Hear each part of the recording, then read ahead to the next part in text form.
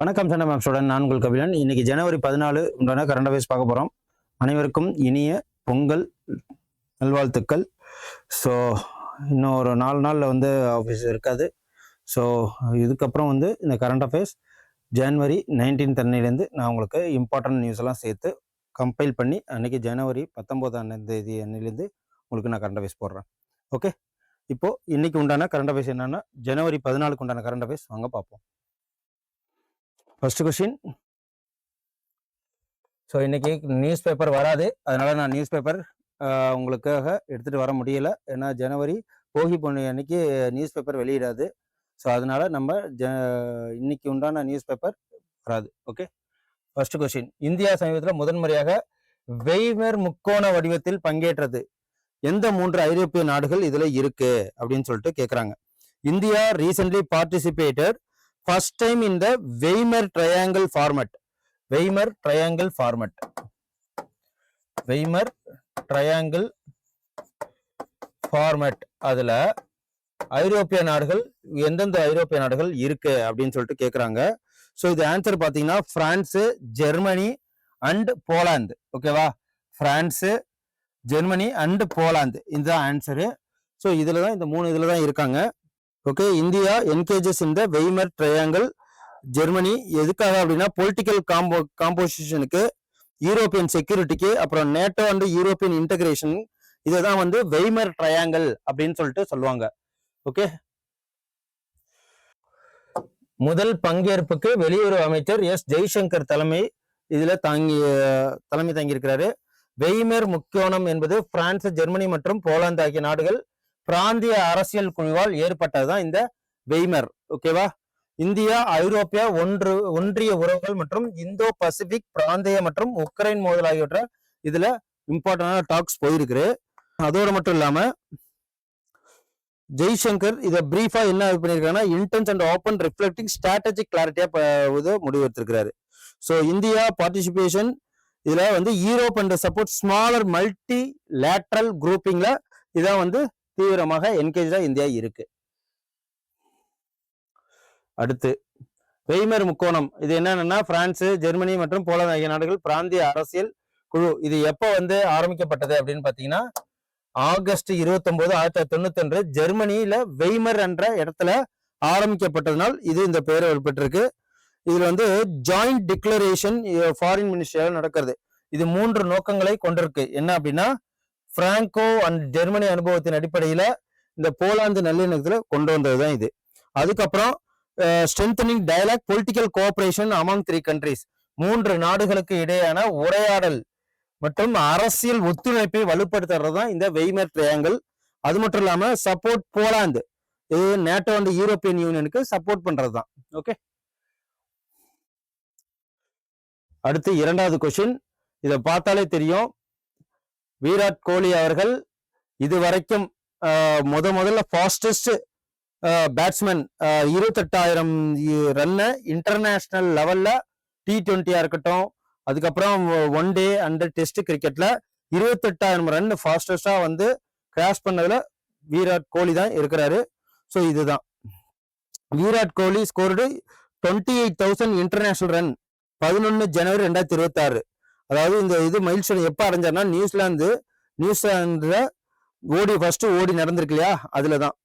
ஓகேவா, இவர் வந்து சச்சின் டெண்டுல்கரை விட பிரேக் பண்ணிட்டாரு. சச்சின் டெண்டுல்கர் ரெக்கார்ட் 644 இன்னிங்ஸ்ல. அப்புறம் Kumar Sangakkara reach the mark in 666 இன்னிங்ஸ்ல இதை வந்து அச்சீவ் பண்ணாங்க. அதை இவர் அதுக்கு முன்னாடியே இதை பிரேக் பண்ணிட்டார்.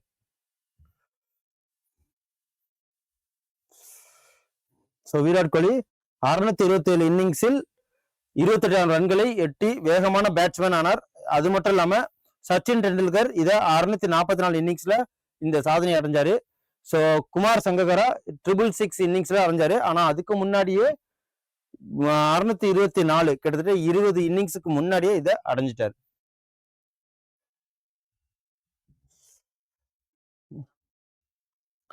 ஸோ இது நான் உங்களுக்கு பிடிஎஃப் தரேன், அதில் இதை பார்த்துக்குங்க. இது விளையாட்டு நியூஸ் தான் இது வரைக்கும் நடந்தது. ஓகே.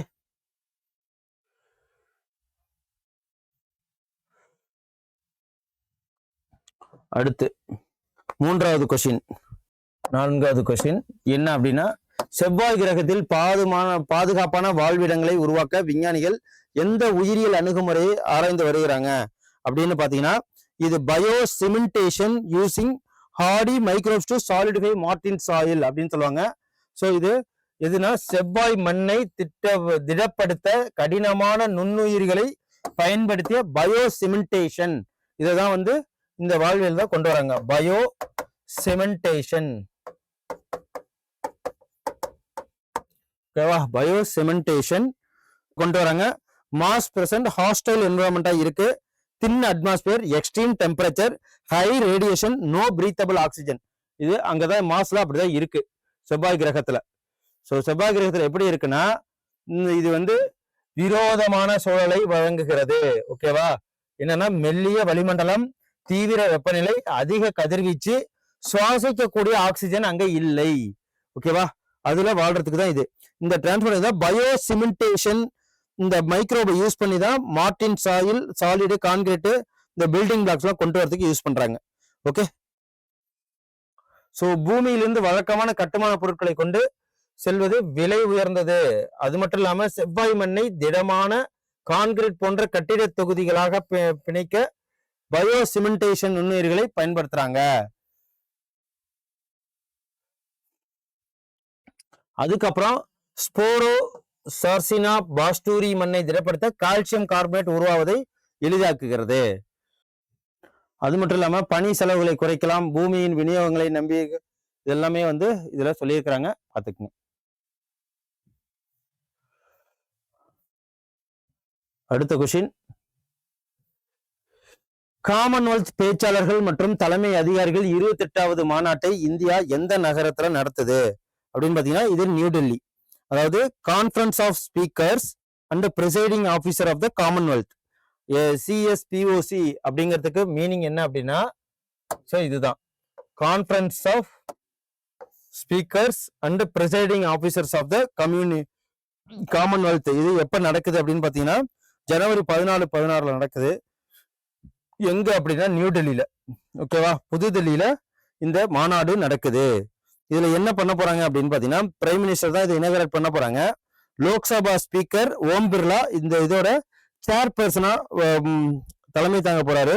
இதுல எத்தனை பேர் கலந்துக்கிறாங்க டெலிகேட்ஸா அப்படின்னா, 60 காமன்வெல்த் நேஷன் இதுல கலந்துக்கிறாங்க. ஓகே. மாநாட்டுக்கு பிறகு சிஎஸ்பி தலைமை யூகே ஹவுஸ் ஆஃப் காமன்வெல்த் சபாநாயகர் லிண்டே, ஓகேவா, லிண்டே ஹயாலுக்கு ஒப்படைக்கப்படும் அப்படின்னு சொல்லிட்டு சொல்லியிருக்காங்க. அதுக்கப்புறம் டிஆர்டிஓ என்ன பண்ணிருக்குன்னு பார்ப்போம். சமீபத்துல டிஆர்டிஓ எந்த வகை ஏவுகணையை பறக்க சோதனை செஞ்சிருக்கு அப்படின்னு பாத்தீங்கன்னா, 3rd ஜெனரேஷனான man portable anti tank guided missile. ஓகேவா? ஸோ டிஆர்டிஓ இந்த 3ஆம் தலைமுறை மனிதனால் எடுத்து செல்ல எதிர்ப்பு வழிகாட்டி ஏவுகணை, அதாவது ஆன்டி டேங்க் கைடட் மிசைலை தான் டிஆர்டிஓ சக்சஸ்ஃபுல்லி ஃபைட் பண்ணி டெஸ்ட் பண்ணியிருக்காங்க. இந்த மிசைல எங்க வந்து இது பண்றாங்க அப்படின்னா, அகல்யா நகர் மகாராஷ்டிரால வச்சு பண்ணாங்க. ஓகே. இமேஜிங் இன்ஃப்ராரெட் மூலமாவும் accurate day and night operation இதுல நடத்திருக்காங்க. ஸோ இதை பார்த்துப்போம். டிஆர்டிஓ மற்றும் மறதி திறன் கொண்ட உள்நாட்டு 3ஆம் தலைமுறை MPADGM வெற்றிகரமாக பறக்க சோதனை செஞ்சிருக்காங்க.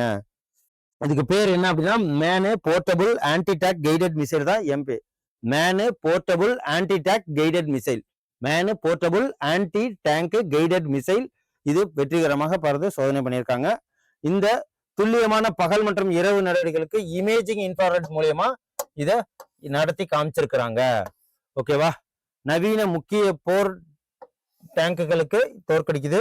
ஸோ இந்த MPTGM ஒரு முக்காலி அல்லது ஒரு வாகனத்துல கூட வச்சு இதை ஏவலாம் அப்படின்னு சொல்லிட்டு சொல்றாங்க. வெஹிக்கிள் மவுண்டட் லான்ச்சர், ட்ரைபாடு, அப்புறம் என்ஹான்சிங் பேட்டில் ஃபீல்டு பிளெக்சிபிலிட்டியை கொண்டது. அடுத்த கொஸ்டின், மீன் உற்பத்தி 2013-14 ஆண்டில் 96 லட்சம் டன்னிலிருந்து 2024 எவ்வளவு அதிகரித்திருக்கு, கிட்டத்தட்ட 10 வருஷத்துல எவ்வளவு அதிகரித்திருக்கு அப்படின்னு சொல்லிட்டு பாத்தீங்கன்னா 198 லட்சம் டன்னு. ஓகேவா? ஸோ 198 லட்சம், 100 டன் அதிகமாக இருக்கு. ஓகே. இப்போ 198 லேக்ஸ் டன்னு அதிகமாக இருக்கு. 198 லட்சம் டன்கள் அதிகமாக இருக்கிறதா இந்த fish production of India fish production 95 லட்சம் டன்னா இருக்கு. So India world second producer of fish, 8% of global அவுட்புட்ஸ்ல ஏற்படுத்தியிருக்காங்க. இது எதெல்லாம் நமக்கு ஞாபகப்படுத்துது அப்படின்னு பார்ப்போம். இந்தியா உலகில் 2வது பெரிய மீன் உற்பத்தியில இருக்கு. ஃபிஷர் லைவ்லிஹுட், அதாவது வாழ்வாதாரம் கொடுக்கறது 3 கோடி ஃபிஷருக்கு வாழ்வாதாரத்தை இது கொடுக்குது. இதோட ப்ளூ ரெவல்யூஷன், பிரதம மந்திரி மத்ஸ்ய சம்படா யோஜனா, பிரதம மந்திரி மத்ஸ்ய கிஷன் சம்ருதி ஷா, இது எல்லாமே இதுல வரும். மீன்வளத்துறை இந்தியாவில் சுமார் 3 கோடி மீனவர்கள் மற்றும் மீன விவசாயிகளுக்கு வாழ்வாதாரத்தை கொடுக்குது. ஸோ 2014 முதல் மீன்வள மேம்பாட்டுக்காக அரசாங்கம் 32,723 கோடி ரூபாய் ஃபிஷர் டெவலப்மெண்ட்டுக்காக செலவு செய்யப்பட்டிருக்கு. கடல் உணவு ஏற்றுமதியில 2024-25 ஆண்டில் சுமார் 62,408 கோடி ரூபாய் இந்த வருமானத்தை ஈட்டியிருக்கு. வேற என்ன அப்படின்னா, இந்த மீன் அதிகமாக விளையாடுறதுனால நீலை புரட்சி நடந்திருக்கு. பிரதம மந்திரி மத்ஸ்ய சம்படா யோஜனா மூலியமாவும், பிரதம மந்திரி மத்ஸ்ய கிசான் சம்ருதி யோஜனா இதன் மூலியமாகவும் ஃபிஷரி டெவலப்மெண்ட்டுக்கு கவர்மெண்ட் அதிக முக்கியத்துவம் கொடுத்திருக்கு. அடுத்த கொஸ்டின், நவி மும்பை இன்டர்நேஷனல் ஏர்போர்ட்ல என்ன பண்ணிருக்காங்க அப்படின்னா, ஃபார்மர், அதாவது DP Patil and local rights movement பேர் வச்சிருக்காங்க. விவசாயிகள் மற்றும் உள்ளூர் உரிமை இயக்கங்களுடன் தொடர்புடைய எந்த முக்கிய தலைவரின் பெயரால் நவி மும்பை சர்வதேச விமான நிலையம் பெயரிடப்படும் அப்படின்னு சொல்லியிருக்காங்க அப்படின்னு பாத்தீங்கன்னா, இது டிபி பாட்டீல். ஓகேவா, டிபி பாட்டீல்ங்கிற பேரை இந்த நவி மும்பை ஏர்போர்ட்டுக்கு வச்சிருக்கிறாங்க. ஓகே, இன்டர்நேஷனல் ஏர்போர்ட்டுக்கு. ஸோ இந்த Navi Mumbai international airport DB Patil பேர் தான் இனிமேலுக்கு இதுக்கு வைக்க போறாங்க. யார் இது அறிவிச்சாங்கன்னா, சீஃப் மினிஸ்டர் தேவேந்திர பட்னாவிஸ் அறிவிச்சிருக்கிறாரு. ஸோ இந்த டிபி பாட்டீல்ங்கிறவர் யார் அப்படின்னா, அவர் ஒரு ஃபார்மர்ஸ் மூவ்மெண்ட்டை சேர்ந்தவர். ஸோ லோக்கல்ல நடக்கிற பிரச்சனைகளுக்கு குரல் கொடுத்து கவர்மெண்ட்டுக்காக, மக்களுக்காக நிறைய போராட்டங்கள் செய்தவர் டிபி பாட்டீல்.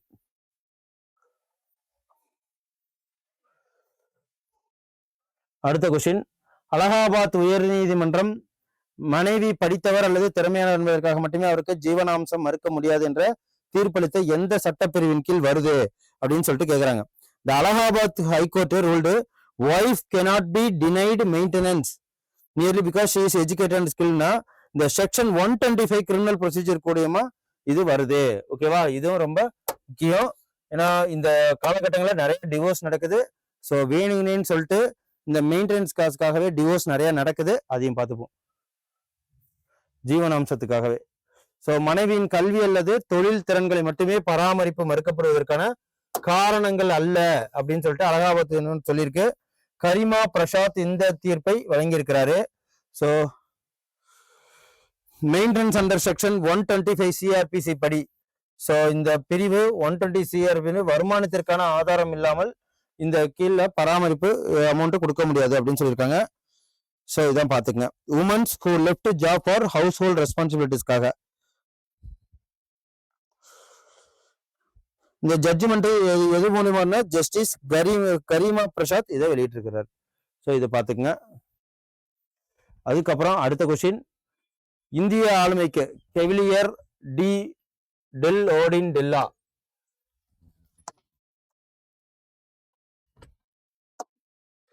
சிவில் விருதை வழங்கியிருக்கு. கெவிலியர் டி ஓடின் டெல்லா ஸ்டெல் டெல்டா அப்படிங்கிறது.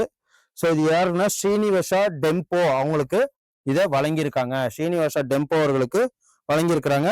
இவங்க இத்தாலியில இதை வாங்கியிருக்கிறாங்க. ஓகே, ஸோ இது ரொம்ப இம்பார்ட்டன்ஸ் கிடையாது, இதை பைபாஸ் பண்ணி போயிடுவோம். இத்தாலியின் மிக உயர்ந்த சிவிலியன் விருதுகளில் ஒன்றுதான் இந்த கோவாவை தலைமையாக கொண்ட தொழிலதிபர் ஸ்ரீனிவாச டெம்போவுக்கு இத்தாலியை சேர்ந்த Cavaliere del Ordine della Stella அப்படிங்கிற இந்த இத்தாலிய விருதை வழங்கியிருக்கிறாங்க. ஓகே,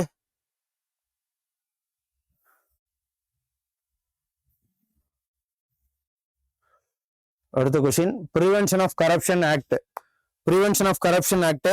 இதுல எது அப்படின்னா, எந்த வசதியின் விதியின் அரசியலமைப்பு செல்லுபடி ஆகாது அப்படின்னு சொல்லிட்டு செல்லுபடி ஆகும் தன்மை குறித்து உச்சநீதிமன்றம் பிரிவுபட்ட தீர்ப்பை வழங்கியிருக்கு அப்படின்னு பாத்தீங்கன்னா பிரிவு 17 செக்ஷன் 17 படி சுப்ரீம் கோர்ட் ஒரு ரீசெண்டா ஒரு தீர்ப்பை வழங்கியிருக்கு. Constitution validity for the with provisions கீழே, அதாவது செக்ஷன் 17A என்ன சொல்லியிருக்கு, prevention of corruption act, prior section, investigation, public servants, இது எல்லாத்துக்குமே. அப்புறம் செக்ஷன் 17A 2018 தான் இதை அமெண்ட்மெண்ட் பண்ணி கொண்டு வந்திருக்காங்க. ஸோ அது என்னென்னு பார்ப்போம். ஸோ ஊழல் தடுப்பு சட்டம் 1988 படி, ஊழல் தடுப்பு சட்டம் 1988 படி 2018 செய்யப்பட்ட திருத்தத்தின் மூலம் பிரிவு 17A அறிமுகப்படுத்தியிருக்காங்க. சுப்ரீம் கோர்ட் இதுல என்ன தீர்ப்பு வழங்கியிருக்கு அப்படின்னா, இல்ல ஒரு 17 செக்ஷன் 17A கான்ஸ்டிடியூஷனல் வேலிடிட்டி உள்ளது. ஸோ இதுல பப்ளிக் இன்ட்ரெஸ்ட் லிட்டிகேஷன் பண்ணலாம், சிட்டிங் ஆன்டி கரப்ஷன் இன்வெஸ்டிகேஷன் பண்ணலாம், எல்லாமே சொல்லியிருக்கிறாங்க. ஓகே, பிரிவு 17 அரசமைப்பு செல்லுபடி ஆகும் தன்மை குறித்து உச்சநீதிமன்றம் ஒரு பிளவுபட்ட தீர்ப்பை வழங்கியிருக்கு. அது என்ன அப்படின்னா, நீதிபதி கருத்துப்படி ஒரு பிளவுபட்ட தீர்ப்பு ஏற்படுகிறது.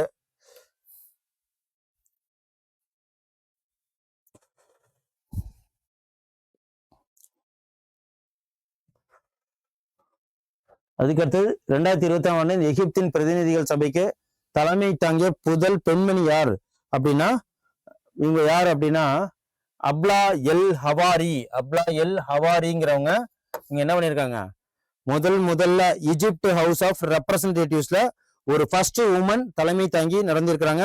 அப்லா எல் ஹவாரி அப்படிங்கிறவங்க.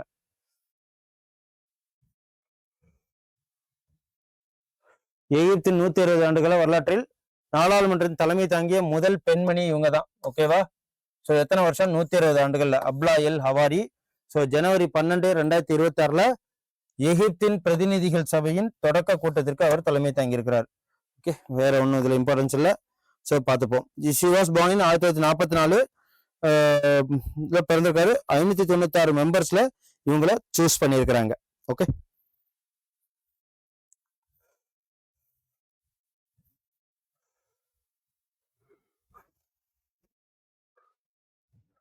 அடுத்து இது என்ன அப்படின்னா, ஆயில் கச்சா எண்ணெய் இறக்குமதியில ரஷ்யாவோட மிகப்பெரிய 3வது நாடு எது?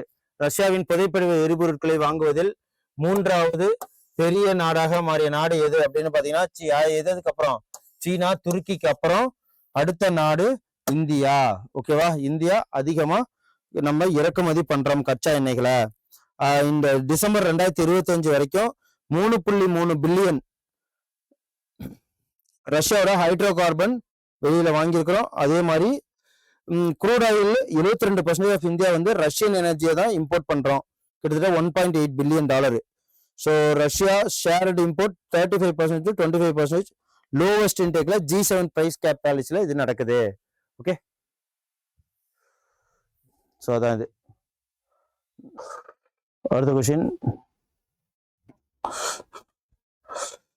ஸோ யுனைடெட் நேஷன் அட்வைசரி போர்டில் டிஸ்ஆர்மமெண்ட் மேட்டர்ஸ்க்காக ஹிஸ்டாரிக் ஃபர்ஸ்ட் ஃபார் இந்தியா யார் இது? அதாவது 2026-27 காலத்திற்கான ஆயுத குறைப்பு விஷயங்கள் குறித்த ஐக்கிய நாடுகள் ஆலோசனை குழுவில் யார் இடம்பெற்றிருக்காங்க அப்படின்னு பார்த்தீங்கன்னா, வெங்கடேஷ வர்மா அவர்கள். இவர் தான் வெங்கடேஷ வர்மா.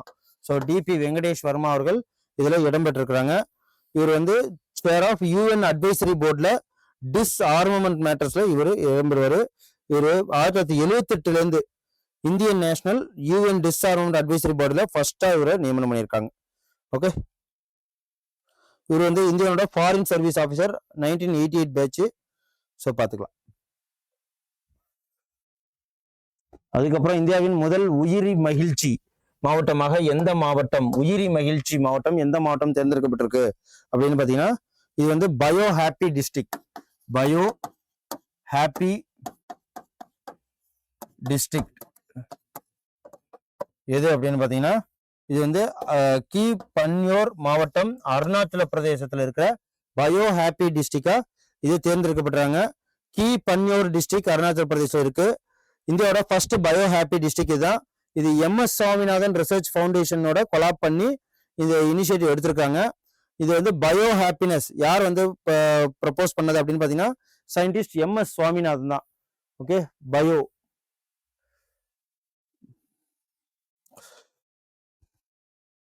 ஹாப்பினஸ் அப்படின்னு பார்த்தீங்கன்னா இது மாவட்ட நிர்வாகத்துடன் இணைந்து நடக்குது. உயிரி மகிழ்ச்சி என்ற கருத்தை ஃபர்ஸ்ட் கொண்டு வந்தது அவர் தான், சுவாமிநாதன் தான். மனித நல்வாழ்வை பல்லுயிர் பாதுகாப்பு நிலையான வள பயன்பாட்டுடன் இணைக்கிறது ரொம்ப சொன்னாங்க. அப்புறம் எம்.எஸ். சுவாமிநாதன் இது வந்து லைவ்லிஹுட்டுக்காகவும் அக்ரோ பயோடைவர்சிட்டி எக்காலஜிக்கல் சஸ்டைனபிலிட்டி கொண்டு வரணும்.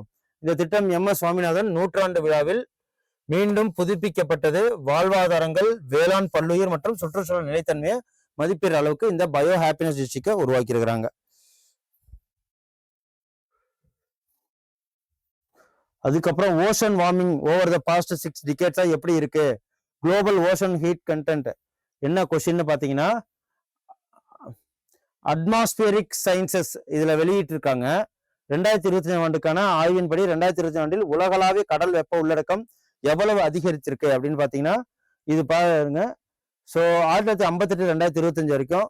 ஸோ இதுதான் ஆனுவல் மீன்ஸ் இதுதான். ஸோ 95% 2025 அதிகமாக ஏற்பட்டிருக்கு. அபவுட் ஜெட்டா ஜூல்ஸ் சொல்லுவாங்க. அபவுட் சுமார் 23 ஓகே 23 ஜெட்டா ஜூல்கள் அந்த அளவுக்கு ஓஷனோட டெம்பரேச்சர் அதிகமா இருக்கு. 2025 இந்த ஓஷன் அப்சர்வ் அதிகமா இருக்கு. 37 வருஷத்துல குளோபல் எனர்ஜி கன்சம்ஷன் 2023 தான் அதிகம். ஸோ இது வரைக்கும் 60% குளோபல் ஓஷன் சர்ஃபேஸ் வந்து அதிகமா இருக்கு. ஓகே, ஸோ 2025 ஆண்டின் பதிவு செய்யப்பட்ட வரலாற்றுப்படி சர்வதேச ஆய்வு தெரிவிக்குது என்ன அப்படின்னா, வெப்பத்தை உறிஞ்சினது. கடல் வெப்ப உள்ளடக்கம் 2021 மட்டங்களில் கிட்டத்தட்ட 37 ஆண்டுகளில் உலகளாவிய ஆற்றல் மூலயமா எனர்ஜி மூலயமா அதிகமா இருக்கு. கடல் மேல 2000 மீட்டர்கள் 2020 இதுவரை இல்லாத அதிக வெப்ப உள்ளடக்கத்தை பதிவு செஞ்சிருக்கு. ஓகேவா? ஸோ அது மட்டும் இல்லாமல் உலக கடல் மேற்பரப்பில் சுமார் 16% வெப்பமான ஆண்டை பதிவு செஞ்சிருக்காங்க. ஸோ 33% 3 வெப்பமான ஆண்டுகளில் இடம் பிடிச்சிருக்கு. இது மட்டும் இல்லாம வெப்பமண்டல அட்லாண்டிக்கு, தெற்கு அட்லாண்டிக்கு, வடக்கு பசிபிக் மற்றும் தெற்கு பெருங்கடல்ல வெப்பமாவதல் காணப்பட்டிருக்கு. கடல் மட்ட உயர்வும் நடந்திருக்கு அப்படின்னு சொல்லிட்டு சொல்றாங்க. ஸோ இந்த தீவிர வானிலை ஆய்வு மூலயமா.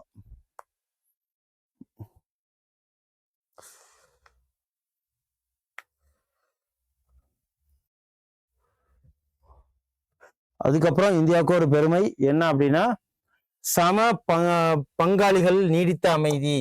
சம பங்காளிகள் நீடித்த அமைதி அப்படின்னா இங்கிலீஷ்ல என்ன அப்படின்னா, equal partners lasting peace. Equal partner lasting peace அப்படிங்கிறது மூலயமா பாலின பிரிவில் 2025 ஆண்டுக்கான ஐநா பொதுச் செயலாளர் விருது யாருக்கு வழங்கப்பட்டிருக்காங்க அப்படின்னு பாத்தீங்கன்னா, ஸ்வாதி சாந்தகுமார், இந்தியாவை சேர்ந்த ஸ்வாதி சாந்தகுமார், மேஜர் ஸ்வாதி சாந்தகுமாருக்கு வழங்கியிருக்கிறாங்க. இவங்க Indian army officer, UN secretary general award இவங்களுக்கு கிடைச்சிருக்கு. யுனைடெட் நேஷன் மிஷன்ல சவுத் சூடானுக்கு இவங்க ஒர்க் பண்ணதை பார்த்து ஈக்குவல் பார்ட்னர்ஸ் லாஸ்டிங் பீஸ் அப்படிங்கிறதுக்காக நாமினேட் பண்ணி இவங்களை சூஸ் பண்ணியிருக்காங்க. ஓகே, ஃபர்ஸ்ட் ஒரு பீஸ் கீப்பிங்ல உமன் பார்ட்டிசிபேஷன் இது மூலயமா ஃபர்ஸ்ட் பிரைஸ் வாங்கியிருக்காங்க. ஐக்கிய நாடுகள் சபையின் அமைதி காக்கும் பணிகளுக்கு மிகப்பெரிய பங்களிப்பு இந்தியாவோடது ஒண்ணு அப்படின்னு சொல்லிட்டு சொல்லியிருக்காங்க. அது மட்டும் இல்லாம பெண்கள் பங்கேற்பு மற்றும் மோதல் மன்றங்கள் ஆகியவற்றில் கவனம் செலுத்துகிறது அப்படின்னு சொல்லிட்டு சொல்லியிருக்கிறாங்க. ஸோ இதெல்லாம் என்னென்ன விருதுகள் அப்படி இருக்குன்னு பார்த்துருக்கோம்.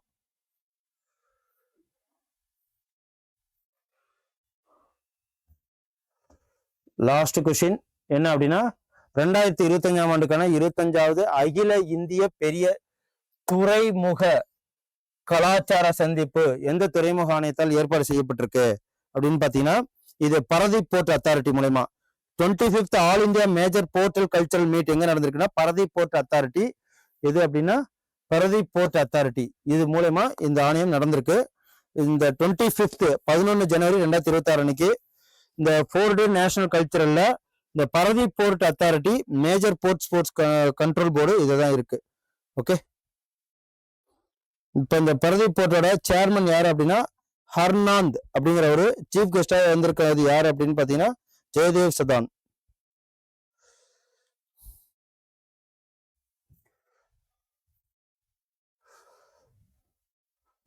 ஓகே, இன்னைக்கு உண்டான கரண்ட் அஃபேர்ஸ் உங்களுக்கு ரொம்ப யூஸ்ஃபுல்லா இருக்குன்னு நான் நம்புறேன். ஸோ ஜனவரி 19 அன்னைக்கு உங்களுக்கு 15, 16, 17, 18க்கு உண்டான கரண்ட் அஃபேர்ஸோட முக்கியமான நியூஸோட சேர்த்து அன்னைக்கு உண்டான கரண்ட் அஃபேர்ஸோட வந்து உங்களை வந்து சந்திக்கிறேன். அது வரைக்கும் உங்களிடம் நான் விடைபெறுகிறேன். அனைவருக்கும் இனிய பொங்கல் திருநாள் வாழ்த்துக்கள். நன்றி, வணக்கம். சப்ஸ்கிரைப் பண்ணிங்க, கமெண்ட் பண்ணுங்க. எந்த டவுட்டாக இருந்தாலும், எந்த ஒரு குறைகளாக இருந்தாலும் நான் அதை ரெக்டிஃபை பண்ணி உங்களுக்கு ஒரு ஃப்ரூட்ஃபுல்லான ஒரு ஃபேக்ட்ஸோட உங்களை வந்து டெய்லி கரண்ட் அஃபேர்ஸில் உங்களை சந்திக்கிறேன். நன்றி. Send a map. You dare to dream, we care to accomplish.